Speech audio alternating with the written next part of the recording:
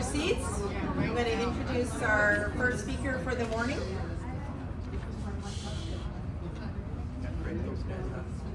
I know. That's a muscle. Go ahead. That was really quick.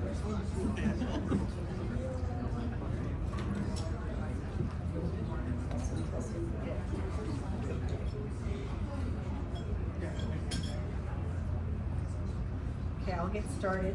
I'm so pleased to introduce our first speaker this morning, Vanessa Cook. You'll have the chance to hear her again in a second session this afternoon.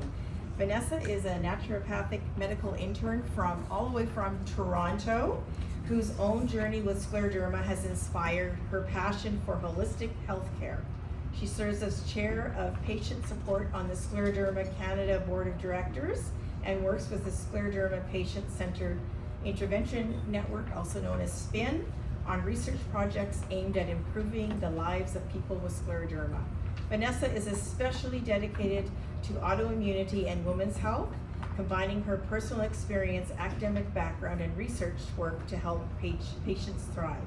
This morning, she'll be talking about nourishing diets and scleroderma, foundations of nutrition and integrative care, exploring how a holistic approach and the right nutrition can support better health and symptom management. If you have questions, please raise your hands so that we can bring you a mic during her presentation. And I give you Vanessa.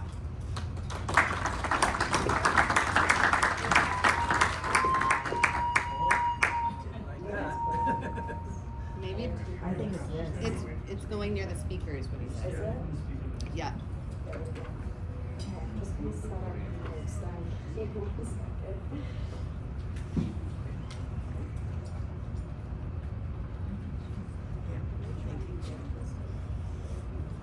Is that going to be okay for you? Yeah, I'm just gonna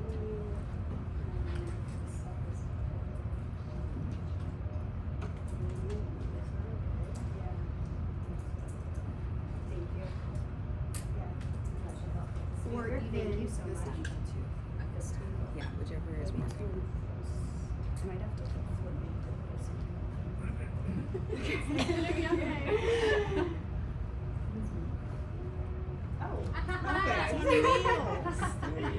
Beautiful. Okay. Okay, there we go. Try that again.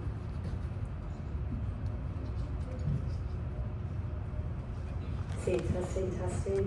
How's this sound? We're okay? Hey. Not blowing anyone's ears off yet? Okay. Beautiful. All right. Hello, friends. Welcome. Thank you so much for having me. Thank you, Kelly, for reaching out. Really excited to get going today. As discussed, we're going to be talking about nourishing diets for scleroderma. See if this guy works too. Did you turn it on? Ooh, yes, turning it on would also be a good idea. Here we go. Yeah. Oh, okay. We're good. Just a couple of disclosures before I get started. I do medical research with the Lady Davis Institute of Medical Research, also known as SPIN, if anyone's heard of it before. I am on the Scleroderma Canada board.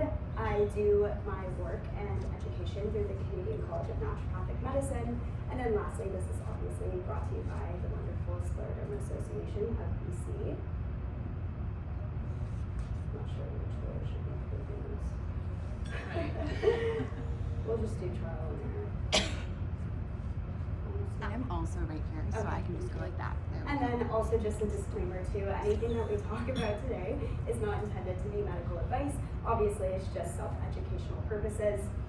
If you do get any ideas or want to chat with a practitioner about this, I always recommend talking to your naturopathic doctor or primary health physician regarding anything that we talk about in today's session. Thank you. And then just some key concepts that we'll be going over today. So the big one being blood sugar homeostasis. There's a big trend of blood sugar balancing and spikes in blood sugar. So we'll be reviewing the evidence and what this actually means and how to support a healthy blood sugar through healthy habits. Also, another really big key concept that I want to talk about today is catabolism and anabolism and what this means for people living with scleroderma. Your individual macronutrient and micronutrient needs, how to calculate them, and going forward with that, that's kind of your carbs, protein, fat, figuring out what you actually need for your diet. Talking about micronutrient deficiencies, so your iron, B12, vitamin D, differing diets in scleroderma. So in scleroderma, we're often prescribed a different range of diets. A lot of us have heard of FODMAPs, possibly low iron diets, and what that actually means, so that if you are prescribed both these diets, how you can go forward and have the education you need to actually use that diet and integrate it into your life. And then also going over individual food sensitivities. This is something we focus on a lot in naturopathic medicine. We'll be going over what a food sensitivity is by definition, but also how you can uncover these and strategies you can use if you do have any food sensitivities yourself. Tools for cooking, so we're doing cooking aids, practical strategies, and then differentiating between different types of fiber and which types you individually need in your diets. Thank you. And then just our key takeaways for today. So first and foremost, discussing why chronic diseases might benefit from holistic and integrative care, including knowledge about diet and gut health, of course. And then exploring the role of diet, how our diet can overall impact our health and well-being, especially for a disease like scleroderma. And then lastly, talking about individualized health. So, hello, my name is Vanessa. I'm a fourth-year Naturopathic Medical Intern studying at the Canadian College of Naturopathic Medicine. I've sat on the board for Scleroderma Canada, Scleroderma Ontario. I've been involved in various research projects, intervention networks. However, prior to any of my involvement in the scleroderma community, I was a second-year undergraduate student who was freshly diagnosed with scleroderma. So you can imagine kind of the identity crisis I went through at this time period. I was a 19-year-old trying to navigate what this meant long-term, while simultaneously kind of trying to figure out what my purpose was, what I was going to do for the rest of my life. So the diagnosis did not come easy, not for me, not for my family, or my loved ones. However, I would say my purpose did come relatively easy out of this diagnosis.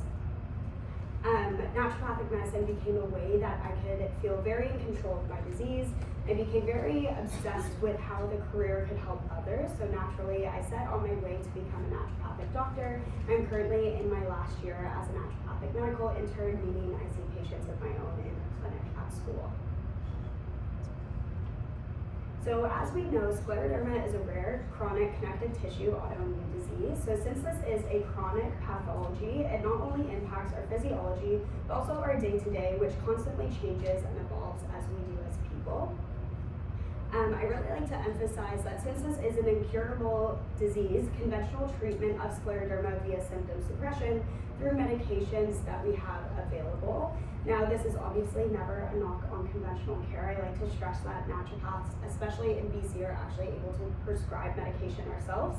But with that being said, conventional care, there's always kind of these gaps in our disease progression and along the way with conventional care. So naturopathic medicine is meant to act as an adjunctive treatment to fill those gaps, honoring the whole person that we are treating, stretching to every area of that individual's life.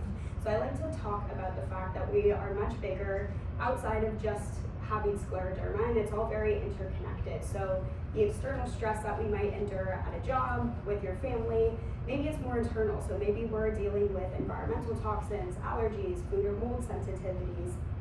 These are all things that we often take for granted and can 100% worsen our scleroderma symptoms. So naturopathic medicine aims to target all levels of disease exacerbation throughout the many diverse stages of our lives. So I like to think of naturopathic medicine kind of being like an ecosystem where every element, being nutrition, physical therapy, movement, individual medicine, mental health, conventional medicine with medication, all interacts very harmoniously in one diverse habitat. So what is naturopathic medicine? Does anyone have a naturopath here? Is aware of what naturopathic medicine is?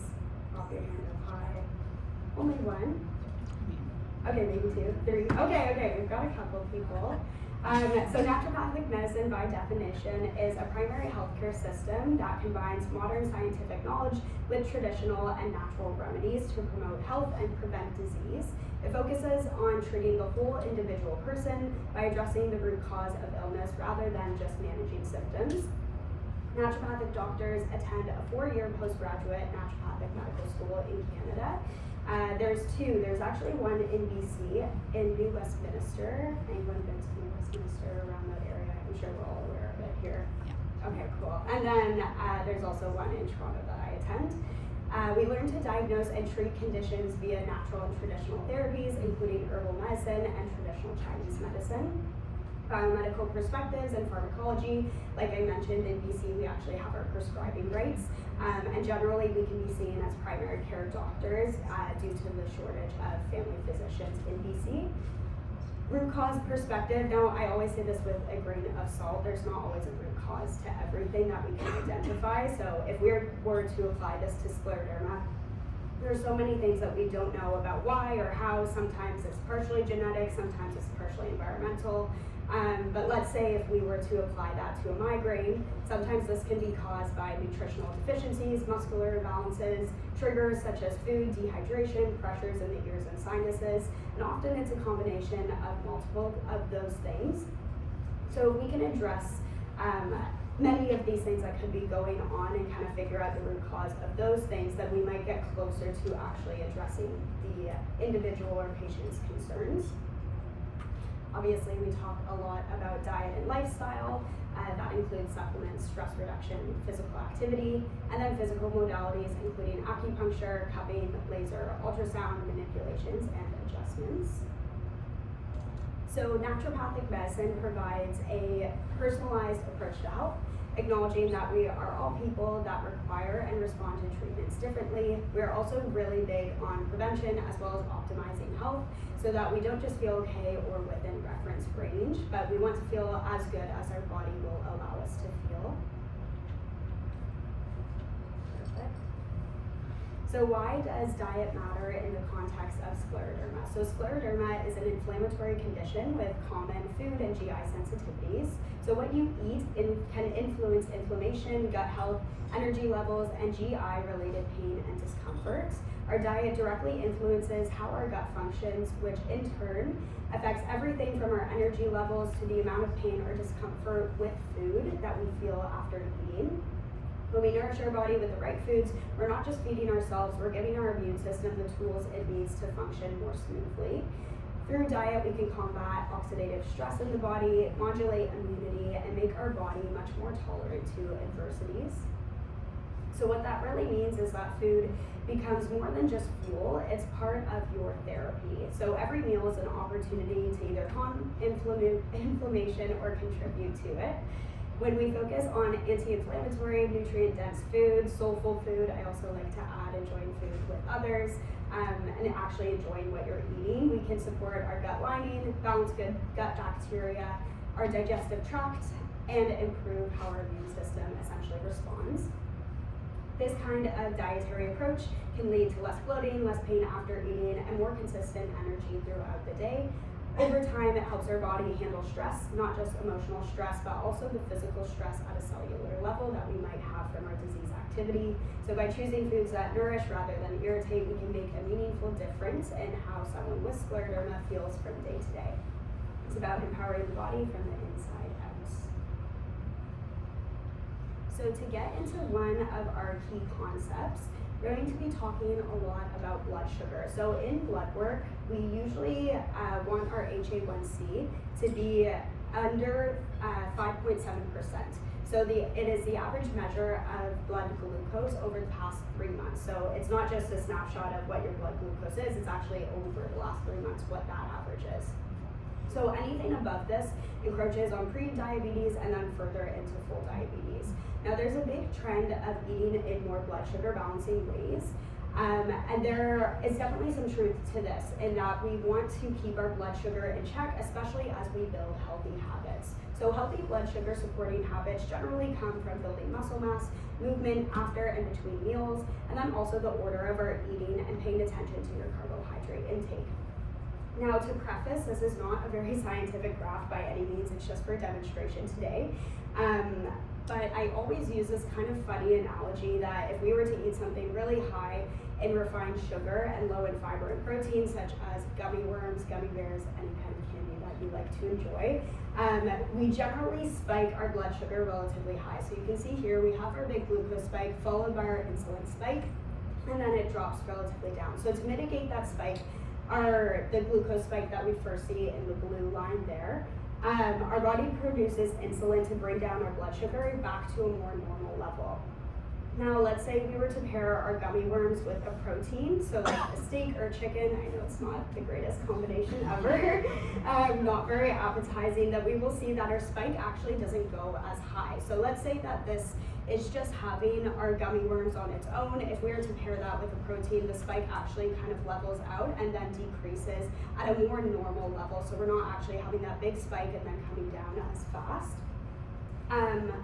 So you'll notice oftentimes if you eat a really carbohydrate heavy meal, such as our white breads, our pastas, things that break down into glucose very easily in the body, our spike goes really high and then we crash after, which is generally why we feel really fatigued after we have a really big meal, especially a very carbohydrate dense meal. So generally, we either want to decrease the amount of refined carbs in the diet or pair them with more blood sugar friendly alternatives like lean meats and vegetables to support a healthy blood sugar. Now, the type of carbohydrate also matters. So oats are a great example because they naturally contain fiber, making them more of a complex carb. So they break down a lot slower in the digestive tract, preventing rapid surges and crashes. The order of your eating also matters as well too. And this is something that I think a lot of people aren't necessarily aware of. It's something that we can all possibly practice when we have our lunch break after this as well too.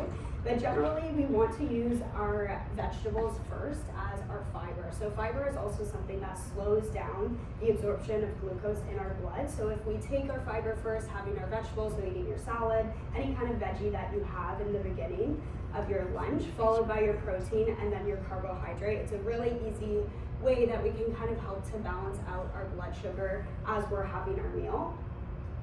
When I say our proteins too, that's obviously having a nutrient-dense protein, so like our meats, our eggs, tofu, plant-based proteins, fish, olive oil, avocado, having our protein and fat, and then our carbohydrate. Also something that I find really cool, maybe it's not that cool, I could just be nerding out about this, but aside from just eating, there's also non-eating ways that we can support our healthy blood sugar. So you may have heard that the more muscle mass you have, the more calories you actually burn as a way to maintain leanness. So this is kind of why you'll see bodybuilders who have large sums of muscle actually eating crazy amounts of food and crazy amounts of protein in order to maintain that muscle mass. So not only does this occur, it is true that the more muscle you have, the more calories you burn, but it also assists in glucose uptake, ultimately making your blood sugar spike smaller. So the more muscle you have, the more sensitive you are to insulin and glucose, which is a good thing. So moving after meals is also another fantastic way to support insulin sensitivity. Even a short walk, such as a 10 to 15 minute brisk walk outside or inside if you can, just to get the body moving, helps with glucose disposal. So I would like to acknowledge also too that there are different conditions outside of scleroderma that make us much less sensitive to insulin. So conditions such as PCOS or history of diabetes or diabetes yourself is where different medications and then supplementation can be incredibly helpful. In addition to following these habits as well too. So overall, a steadier blood sugar comes from movement, muscle mass, balanced nutrition, a healthy lifestyle habits that can help support our insulin sensitivity. Another key concept in nutrition, and one that I think is quite important to scleroderma, is anabolism and catabolism. So I cannot stress and express how much protein is important for scleroderma patients, especially dependent on disease activity. So there are two ways in which muscle synthesizes and supports itself in the body. This is through anabolism and catabolism.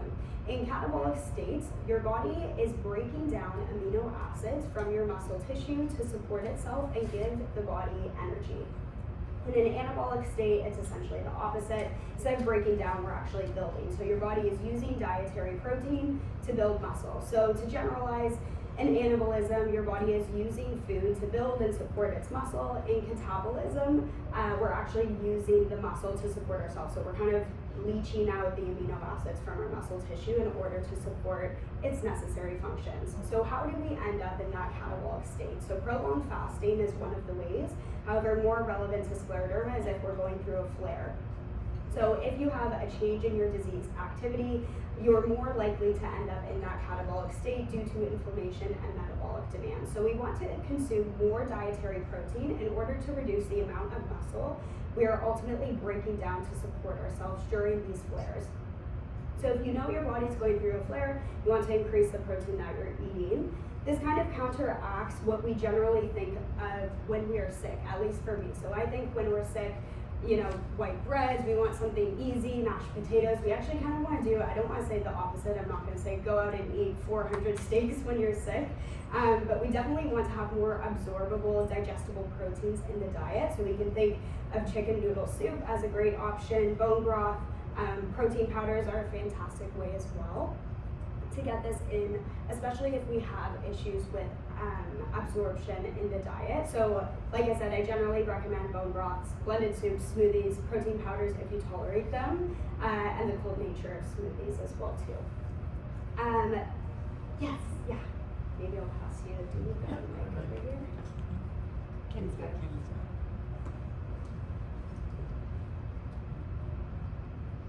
Maybe not related, but where do you does it make sense of talking about creatine here? Yes, yeah, I'm talking about creatine.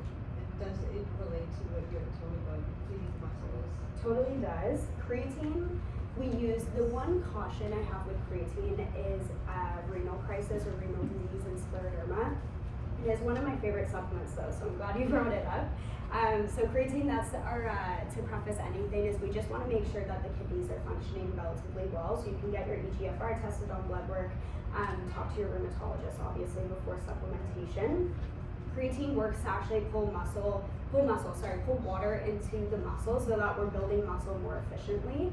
It helps maintain muscle mass as well too. So usually the standard dose is around 3 to 5 grams. Like I said, kidneys obviously have to be in order too. It's something that we want to monitor as well. But generally, if you are a candidate for it, it's one of the most evidence-based supplements with decades of research behind it. So that can be a really useful tool as well to kind of keep up, as well as adequate protein intake, but then creatine as well, kind of actually using it to maintain our muscle mass. Thank you for bringing that up. That's a good one. To go into protein powders, I generally recommend, also too, there's a lot of really cool protein powders on the market. So if you're not into like a flavored one, they have non-flavored ones you can add to water as well, make them more like a juice or an unflavored drink. If you notice you have a harder time tolerating it. What I usually recommend to patients is finding something that is relatively low in sugar, but then also if you have an issue with dairy or with whey, I recommend getting a beef protein isolate powder. It sounds kind of gross to explain it, but it's almost kind of like hydrolyzing a legit steak. So we're actually getting the true protein from an animal product if you eat animal products. But it's a good way to get a more higher quality absorbable protein powder, especially if we're lacking protein in the diet. Now we've all heard a lot about protein, carbs, fat, fiber, but what do these actually do in the diet and why are they necessary? So when we talk about protein, meaning lean, less inflammatory meats such as chicken, turkey, lean fish like salmon if you're able to tolerate it, and plant-based sources such as tofu and tempeh rather than inflammatory processed meats such as bacon, sausage, deli meats, fried and fattier cuts of meat are more clean and lean sources of protein that actually work to build and repair muscle mass. There are 2 different kinds of carbohydrates. We were kind of talking a little bit about this with the oats example, but we have complex and simple carbohydrates. Complex take longer for the body to break down compared to simple carbohydrates because they digest more slowly. So they give us more of a gradual and sustained release of energy. Examples of these are oats, brown rice, quinoa, barley, whole wheats. Your legumes, so your lentils, your chickpeas, beans, peas, your vegetables such as sweet potatoes, carrots, broccoli, and spinach. There are also some fruits as well too, so apples, berries, bananas. They're both kind of complex and simple carbohydrates. I always recommend berries for most people if you like to get fruit into the diet, are a really good way to get a more low sugar option. And then our simple carbohydrates, unfortunately, kind of everything that we enjoy in life. So our white breads, our pastas, our refined cereals, and then also our pastries. Carbs are extremely important. For energy, we usually see lower carb diets being really trendy. I know that was a big thing, I want to say in the last decade, to have a low carb diet. However, I would say once we start eating within our correct macronutrient composition, so getting enough carbohydrates into the diet and good carbohydrates, this actually might feel low carb to a lot of people. So once we actually start eating the correct amounts necessary for our body, it might feel a bit lower than the standard North American diet. Fat is also another one that gets a really bad rap, especially when we look at a decade ago where low-fat diets were extremely popular. We know that there are very beneficial fats such as olive oil, fat from fish, nuts, seeds, avocado that help to slow digestion and can actually be quite beneficial for those living with scleroderma. They kind of work to lubricate our cells as long as we're getting healthy fat within the diet. I want to give a little note on extra virgin olive oils, which is a fantastic way to get a good fat into the diet. We just want this to be coming from a relatively high quality source so that it's not rancid. We know that when oil goes rancid, it can actually do the opposite effect. So instead of being anti-inflammatory, we start to get a more inflammatory effect in the body. So with olive oil, we want to make sure it's coming from a dark glass container, avoiding something that is plastic because the oil can actually oxidize. Coming from something that avoids using like pure or light olive oils because they're usually combined with other lower quality oils. And then to look for a harvest date on the side of the bottle is usually a good indicator that we're getting a decent quality olive oil. Vitamins, minerals, and oxidants are a really fantastic way to get vegetables and fruit into the diet, which are very beneficial to reduce oxidative stress in the body. To kind of break this down without going too much into it, our body essentially creates molecules called reactive oxygen species, and in scleroderma we have way too much of them. So these ROS, reactive oxygen species, attack healthy cells, damaging proteins, DNA, and fats. The damage essentially triggers fibroblasts, which are the cells that create collagen, and this goes into overdrive, worsening the disease. So not to further complicate things, but factors such as alcohol, stress on the body can also make these harmful molecules. Antioxidants are molecules that neutralize ROS, protecting the cells and from damage. So as naturopaths, we are always looking at ways we can reduce ROS in the body by boosting antioxidants. Probiotics is another one you may have heard of as well. These come from fermented foods such as kimchi, sourdough, yogurt, all containing good gut bacteria to support a healthy gut microbiome and digestion. And then lastly, fluids. Fluid maintain hydration status and nutrient transport within the body. So all very important things. I feel like a lot of these are thrown around very often, especially in social media. So kind of just going over what those actually mean for the diet. Now, just going into how much of each macronutrient we need, this is very dependent on a couple of different factors. So when we're looking at our height, our weight, our gender, our activity level, and our muscle mass, to get a rough estimate, I always recommend patients to either download Chronometer, not sponsored or anything, but just an app to actually get a good breakdown of how much protein, fiber, fat, and carb you need in the diet. There are also online calculators that are super easy to use. For protein, what we usually recommend is 1 gram per pound of body weight. So for example, if someone is 100 pounds, you want about 100 grams of protein. This is obviously on the higher end. Sometimes you'll even see people online talking about 1.5, which just seems like a lot of protein within the diet. So if you can aim for about 0.5 to 1 gram per pound of body weight is usually a good place to start. Obviously, again, you can refine that by looking at an online calculator and then knowing that we want our protein to be at that level, if not a little bit higher when we are going through that disease flare. For fiber, very dependent on if you're male or female, and then also based on your individual needs. Generally, it falls between 21 to 30 grams. For carbohydrates, again, big range there between 45 to 60% of your calories. Fat is around 20 to 30%. This is obviously kind of hard to conceptualize, so let's look into a couple of examples of healthy scleroderma-friendly meals and what they look like. So one really good one that I always recommend to patients is chia or flaxseed pudding. It can be really hard for people to get calories in when we're living with scleroderma, especially within one meal or one sitting.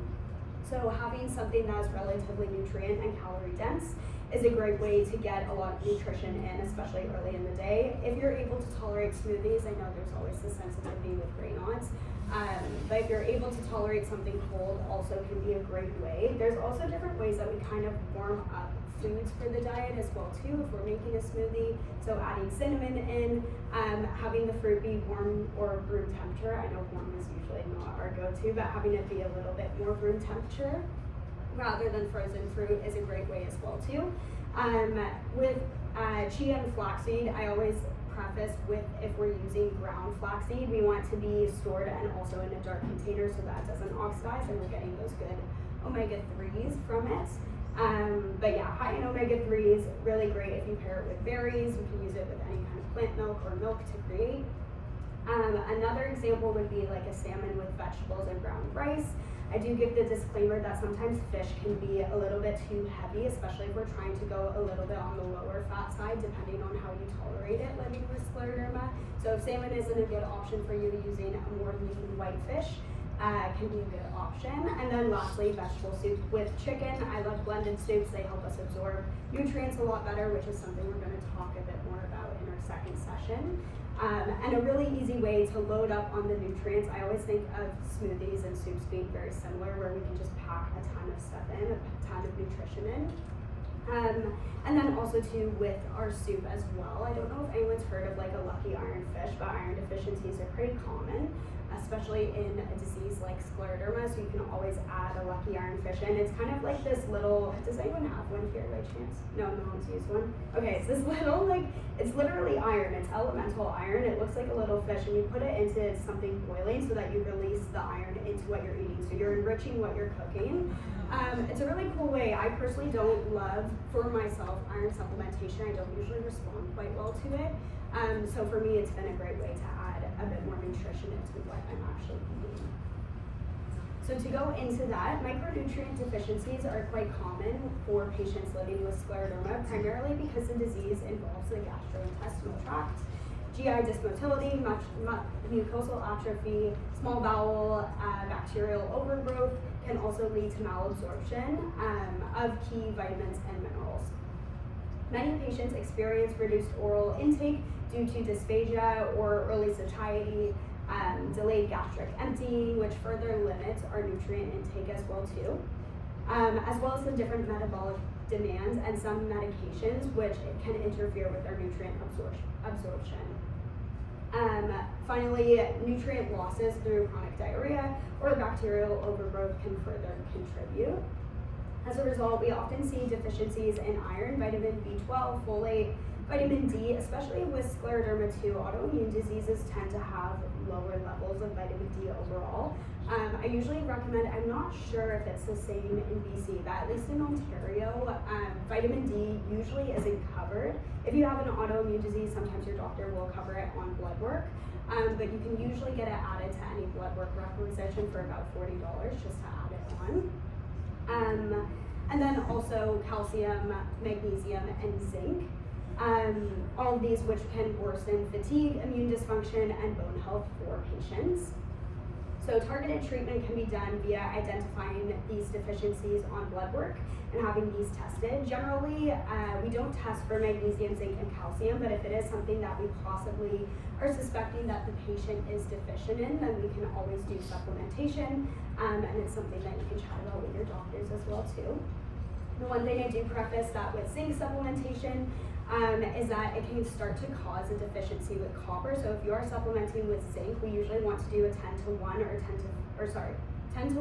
or 15 to 1 ratio with zinc to copper. So just making sure that we don't actually have that competitive inhibition for our binding site, which essentially means like zinc and copper competitively work together trying to compete for the same binding site. So we want something that targets both of our zinc and our copper if we are supplementing with it. For iron supplementation, there are a lot of different options. Generally, what we usually start with is just pure elemental iron. Usually they high dose this. This is around like 100 milligrams or 120 milligrams. And it's usually the one that we start with. However, if people don't tolerate it well, there are a lot of different options too. Sometimes people use an iron bisglycinate, which helps absorb a little bit better in the body. And essentially just trying the different types of irons that are on the market and retesting to see if they work. So I wouldn't recommend, going one full year trying to use an iron supplement and not having blood work to see if we're actually absorbing it well, because we all absorb things very differently. So if we're trialing something maybe for 3 months and then get our blood retested to see if our iron has actually gone up or not. There's obviously different ways as well too that we can get iron in the diet through spinach. Red beets can be beneficial too. There are many foods and teas that decrease iron absorption, so usually what I recommend is having a warm lemon water in the morning on an empty stomach and then taking our iron supplement, because vitamin C increases our absorption of it. And then lastly, if we're having a really, really hard time, which is quite common with iron, especially in diseases like scleroderma where we're having that reduced absorption, we can also do iron transfusions or intramuscularly as well. They do that as well too. So there are definitely options. Another one is B12 injections. You can either supplement with B12 or get it injected intramuscularly. Vitamin D, the one thing that I preface with vitamin D, it is a fat-soluble vitamin.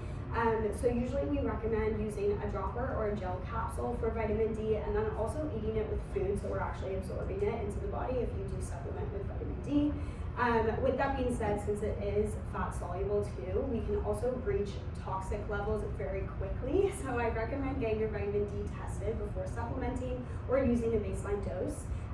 Usually it's safe to supplement around up to 2,500 IUs. However, getting it tested is always the best way to supplement appropriately.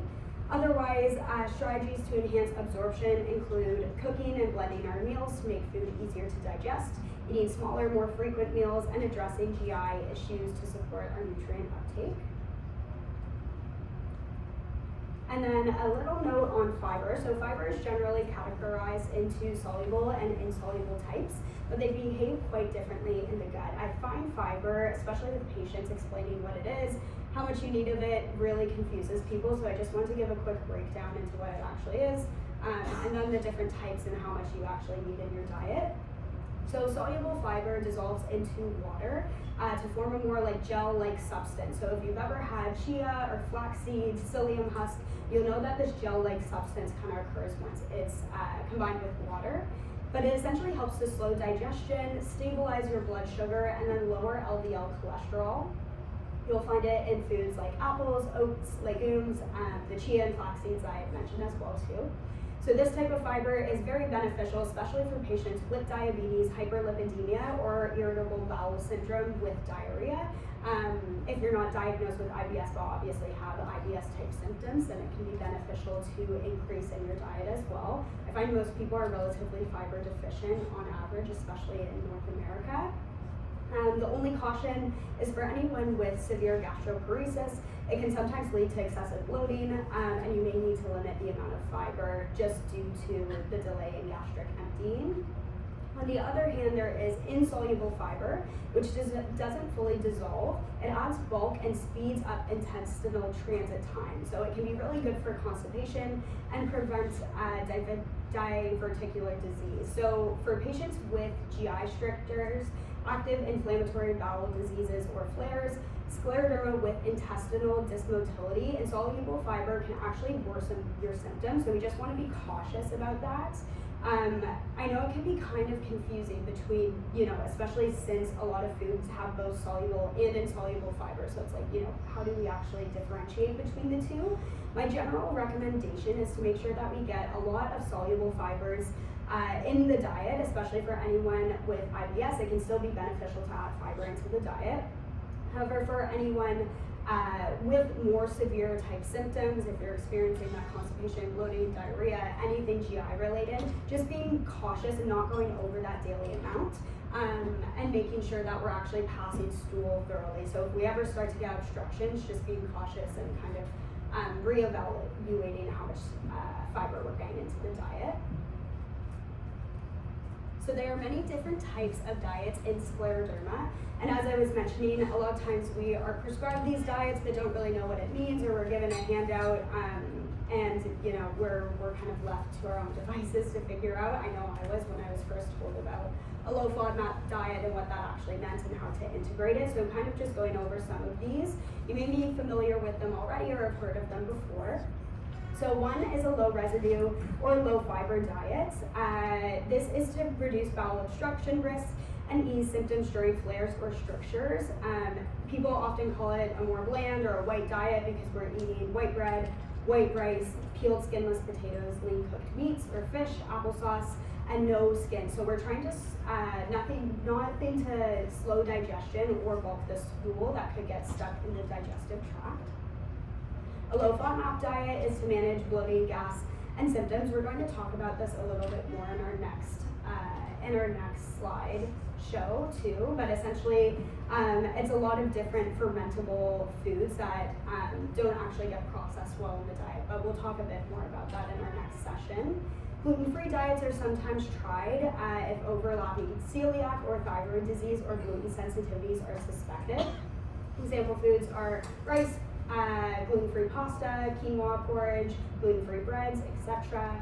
Anti-inflammatory diet, Mediterranean diet, and then nutrient-dense high-protein diets are all relatively similar. We want to support our muscle mass, our muscle repair, and then using really lean, clean, still fatty but healthy foods. And then to go into what the Mediterranean diet is, it's actually one of our most studied diets across many diseases and having the most evidence to be beneficial for our health with more than decades of research. One large-scale study found that the style of eating reduced heart disease risk by 28 to 30%. So it improves lipid profiles, blood vessel function, lowering LDL cholesterol, reduces chronic inflammation, and then fosters a healthier gut microbiome. Beyond biology, one of its practical advantages, and one of the reasons I really like the Mediterranean diet, is it's not rigid. We have a lot of flexibility with what we're eating, figuring out what you personally like yourself. So there's a lot of vegetables that we can use, tomatoes, assuming you don't have a sensitivity to it, spinach, cucumbers, oranges, berries, having a lot of whole grains, legumes, lots of nuts and seeds, lots of those healthy fats. And then having protein that is relatively clean. Emphasis is on fish and seafood, chickens, eggs, some dairy, and then lots of herbs and spices. So this is a diet that I personally really like. I really like to tell patients about too, to look more into. Because like I said, it's not rigid. We're not telling people, no, you can't eat this, and this. There's a lot of options within it too, and it's kind of figuring out what you like to eat. And then within scleroderma, again, this is something we're going to talk a little bit more in our next slideshow, but common sensitivities include high FODMAP foods, so our onions, garlic, beans can worsen bloating in our digestive tract. Dairy can also become an intolerance and can sometimes worsen, especially if we have mucus. Dairy is a very mucus-retaining food, so if you experience mucus, dairy can be a culprit for it as well too. Gluten, sometimes depending if we have overlapping autoimmune conditions or gut sensitivities. Spicy and acidic foods can aggravate our esophageal reflux and mucosal irritations. Sometimes fatty or fried foods in general for most people, even outside of scleroderma, may slow gastric emptying and worsening symptoms. Nightshades, occasionally reported to increase inflammation or GI discomfort, and then carbonation for people living with scleroderma as well. Now this is a relatively big slide, so I'll try and cap it as much as I can. But we've talked a lot about different strategies, and this is a summary of things that we can actually integrate today. I think as a scleroderma patient myself, I would always come to talks and there wouldn't actually be much that I could take away from the talk or the slideshow. So I really want to integrate things that feel beneficial as a patient ourselves, and what we can actually do in our daily life to feel a little bit more in control of our diet and in control of our disease. So number one, I would always recommend people to calculate their macros to meet energy and protein needs. Diet diary is something that we can use. It's a little bit tedious, but if you're interested in your diet, if you're interested in food sensitivities as well too, this is something that you can do, just tracking everything you eat, but then also tracking your symptoms. So you can do this for about a week all the way up to a month, tracking every single thing that you eat. There are different apps that do this as well too. And then seeing how we react, because sometimes we don't know, it could be the fish that we ate on this day and then 2 days later we're having that symptom. But to actually retroactively look at it and look at it with a practitioner can be really beneficial. So that's something I usually recommend to my patients. Monitor micronutrient through regular blood work is always a great one. Again, our vitamin D we can always add on to the requisition if it's not there and you haven't had it tested before. Use cooked or blended foods to aid in nutrient absorption. Increase protein during our flares that we had talked about with we're in a catabolic state. Increasing that protein, include fiber and diverse foods for our gut health. Stay hydrated, eating smaller, more frequent meals. Oftentimes with scleroderma, if we're eating a large bulk of food or large sum of food in one sitting, it can be really difficult for us to digest. So actually to make sure we're getting that nutrients into the day and getting the correct calories into the day, I usually recommend spacing them out and having smaller meals. Usually we get that kind of increased feeling of fullness too with scleroderma, so that can be a great way to combat it. Staying hydrated, limiting processed high sugar foods. This includes anti-inflammatory foods, using our omega-3s, our veggies, adapted tools for eating. So usually online there are different things that we can use for meal prep. Obviously with scleroderma, fatigue is a major issue as well, so I always say pacing your time. Pacing can be a really great way to make sure that we're able to get done what we want in the day. So if we dedicate our Sundays or our Mondays to meal prep and then freezing the rest or having it in the fridge, or doing it just for a couple of days so that this actually feels like something we're able to accomplish within our day-to-day.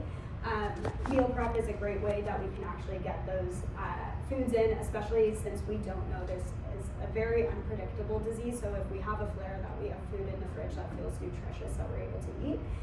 They have a lot of really cool adaptive technologies that you can look into as well. So like on Amazon, they have different garlic presses, different chopping devices, a lot that are not super expensive too. So I always recommend patients, if contractures or living with Raynaud's is an issue or a barrier to prepping food, then looking into adaptive tools to make this a little bit easier. And then adjusting our diet based on symptoms, and then working with healthcare providers as well. With that being said, I think we've got about 10 minutes for questions if anyone has some. We do have another session, so if we have a lot of questions, you're more than welcome to either catch me at lunch or after our last session. Yes, back over here. I'm laughing because of course I have a question. So eating vegetables, is the body easier to digest raw or cooked? What is the better of the two? Definitely cooked, especially for people with scleroderma. Raw veggies have its benefit as well too. But even for people without scleroderma, I recommend having more cooked vegetables just because it's easier to break down. Especially if you make it in a soup, we're still having all of that nutrients in the diet. Another recommendation that I have too is if you actually have frozen and then cooked vegetables, so if we have like our frozen broccoli, that's even further broken down. So just easier for us to actually manage and absorb all the nutrients from it. Thanks for asking.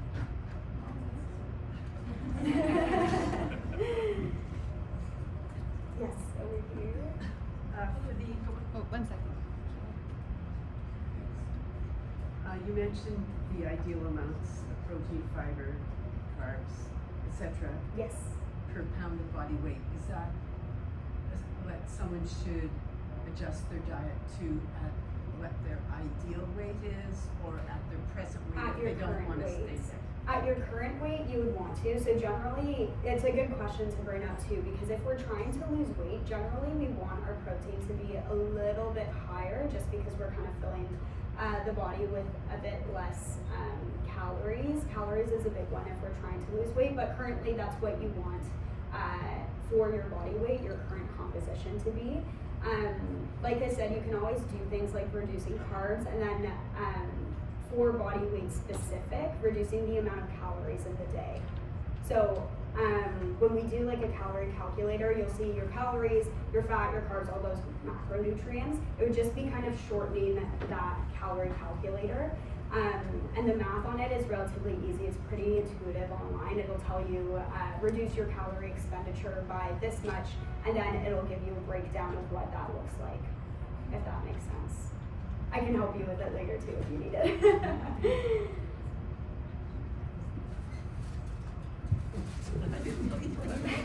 You can. One over here. Kenny, you're getting some more? Oh, I'm getting the state sensitive. I just wanted to know if there is a multivitamin that you would suggest for. So technically, we're not allowed to give brands out, but I will say there's anything that's third-party tested. Usually multis are relatively similar in composition, so a lot of times brands will be like, well, it has this, it also has this, and whether it actually matters isn't necessarily like there's no evidence base to establish like this multi is better than the other multi. What I usually recommend is going to like a health food store in specific, because they usually carry the more third-party tested ones. Multivitamins, that's a good question to bring up too, because in scleroderma we're more prone to deficiency, so multivitamins can be a good way to kind of stay on top of things. That eases things as well too. So I wouldn't say there's necessarily a brand, but making sure third-party tested, going to like a health food store is usually a good place to start for a multi. Thank you for asking.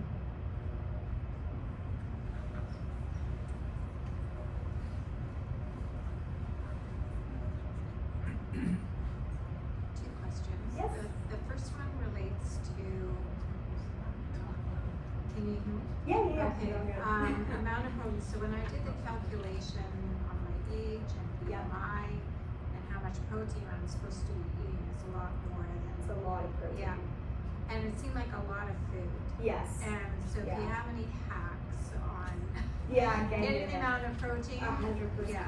Yeah, because protein I feel like is especially the hardest one. Calories, there are many ways we can get in calories in the diet through like nuts and seeds and things that don't feel calorie dense when we're eating them. Like I said, the protein powder is a big one. So even people will do sometimes up to 2 protein shakes a day, 2 to 3 protein shakes a day. Soups can be a really great way as well too. There's something else I was going to add with getting protein in. Blending things can be a big one. So blending like our nuts, our seeds, adding it into a shake. If you tolerate shakes, okay, is a big one for grain odds. But yeah, can feel like a lot of food. Usually too, sometimes it's our appetite around food. So if we've eaten a certain way for a long amount of time, we're not going to have the appetite to eat, if it's like 400 grams of protein per day or however much it is, it feels like a lot. So I always say start slow. You don't have to do it within the day. If eating feels like a task, we're kind of taking away the whole purpose of it too. There's also individuality when it comes to eating as well. So if you're, eating directly for that macronutrient breakdown and it feels like way too much, you don't feel good at the end of the day, it's not for you then. Trying to have those, but having leeway and kind of grace with ourselves that I know when I do mine, I'm like, this is way too much food, or my protein feels normal, but then there's some aspects of it that just feel absolutely not right or don't sit well with me. So I always say there's individuality with it too, but having those kind of as like known targets in the back of your mind. If I would say follow it like biblically, I wouldn't necessarily recommend that, but having it just kind of as like a guideline, like a general guideline. Yeah, no worries, thank you. That was the second question. The second Yes. question relates to the catabolism that you talked Yes, about yeah. and how that might relate to myositis, Okay. because it sounds very similar. Yes, yeah. Generally with any disease that kind of encroaches on our metabolic demand, so when we're going through that flare, or having any kind of disease activity, we have a lot more metabolic needs, which is why when we see, if we look at hospitalizations, people get really, really thin really fast, or people kind of waste away really fast. So actually having that muscle mass prior to any kind of disease activity, or if we have multiple diseases or conditions going on too, it'll be even more important. I always recommend strength training to just about everyone, especially for postmenopausal women. Our bone density goes down significantly. So having muscle mass is not only important for in the scenario that we're going through a flare or have another condition acting up, but also for keeping our bone mineral density. So strength training, trying to put on muscle, there was always that big thing, I think, when I was growing up, it's more feminine to be thin and not eat as much, but now we're looking, we want strength and we want muscle and we want mass on our bodies, especially with scleroderma. So yeah, thank you for asking.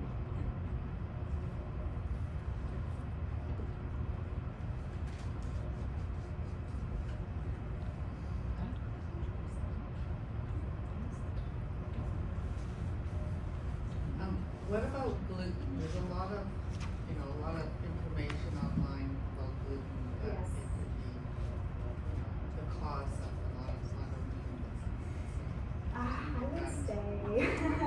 I want to say not necessarily, not the cause, like I said, we'll never know the cause of scleroderma, or the only one that it can 100% be tied to is celiac. So if people have celiac or gluten sensitivity, 100% gluten is, I wouldn't even say the cause, but definitely people should avoid gluten in that scenario because we're mounting an autoimmune response to it. Gluten is a big one because I feel like people, when they think of food sensitivities, are like, oh, should I avoid gluten? Should I avoid dairy? It really is very individual. So if you notice that after you eat gluten, you have, sluggish digestion, you're not feeling as well, definitely try to limit gluten. But I wouldn't say it's one that I'm like, okay, immediately no, we should, if you have scleroderma, you should remove gluten from the diet. It just kind of depends if you process it well. With that being said, it can be higher in FODMAPs, also being cautious with your carbohydrates. So if we're having more of a whole grain bread, then maybe that's a bit more beneficial into the diet.